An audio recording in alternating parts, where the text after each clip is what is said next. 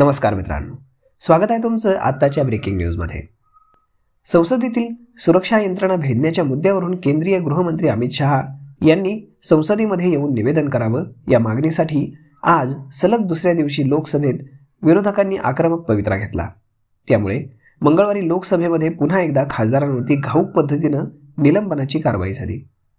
लोकसभेतील 49 खासदारांना आज निलंबित करण्यात आलं। केंद्रीय मंत्री अर्जुन राम मेघवाल यांनी खासदारांच्या निलंबनाचा प्रस्ताव लोकसभेमध्ये मांडला आणि तो मंजूर झाला।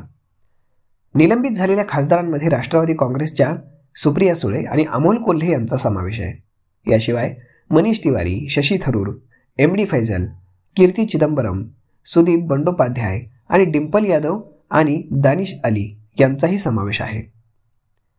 लोकसभा आणि राज्यसभेतून सोमवारी विरोधी पक्षांच्या तब्बल 78 खासदारांना अधिवेशनाकाळी निलंबित करण्यात आलं होतं। त्यानंतर आज लोकसभेच्या आणखी 49 खासदारांचं निलंबन करण्यात आलेलं आहे। एकाच अधिवेशनामध्ये विरोधी पक्षांच्या खासदारांना एवढ्या मोठ्या संख्येनं संसदेबाहेरचा रस्ता दाखवण्याचा देशाच्या संसदीय इतिहासातील हा पहिलाच प्रसंग असल्याचं जाणकार सांगतात। विरोधमुक्त संसद ही गेल्या 9.5 वर्षातील अंतस्थ इच्छा मोदी सरकारनं अखेर प्रत्यक्षात आणल्याचं टीकास्त्र विरोधी नेत्यांनी मांडलेलं आहे। या सगळ्या प्रकारानंतर खासदार सुप्रिया सुळे यांनी संतप्त प्रतिक्रिया व्यक्त केली। लोकशाहीच्या मार्गाने आम्ही निवडून आलोय, पण दडपशाही सुरू झाली आहे। आतापर्यंत 100 पेक्षा जास्त खासदार निलंबित झालेत। संसदेमध्ये हल्ला झाला, त्या संदर्भात आम्ही चर्चेची मागणी केली, परंतु प्रश्न विचारणारे बाहेर आहेत। सत्ताधाऱ्यांना विरोधक नको आहेत, त्यामुळे निलंबनाची कारवाई करण्यात आली।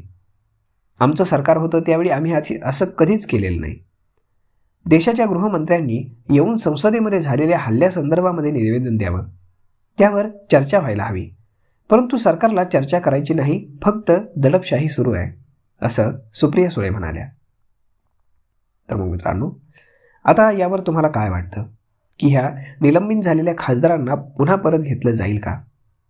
यावर तुमचं मत काय हे तुम्ही आम्हाला कमेंट करून नक्कीच सांगा।